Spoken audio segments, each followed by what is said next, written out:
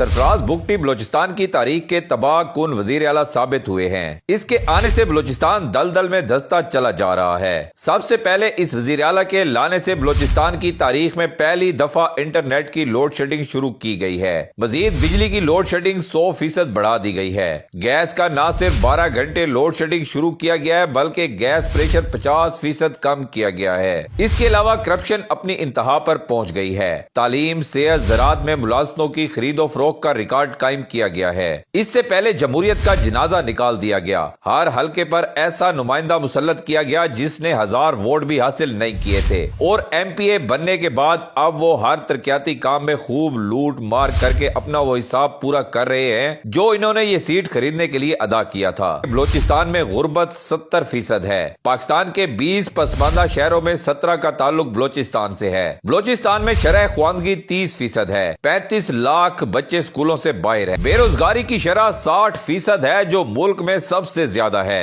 بلوچستان کے نوجوان اپنا مستقبل خود سنوارنے کے لیے آگے آئے اور جو بھی ان حرام کاموں میں ملوث ہیں ان کے خلاف کھل کر آواز اٹھائے۔ سب سے پہلے اس بزدل وزیر اعلیٰ کے خلاف جن کو نہ بلوچستان کے بوڑھوں اور بچوں کی فکر ہے، جو گیس لوڈ شیڈنگ کی وجہ سے اس شدید سردی میں عذاب میں مبتلا ہیں، اور نہ ان جوانوں اور تاجروں کی فکر ہے جن کی تعلیم اور روزگار تباہی کی طرف گامزن ہے۔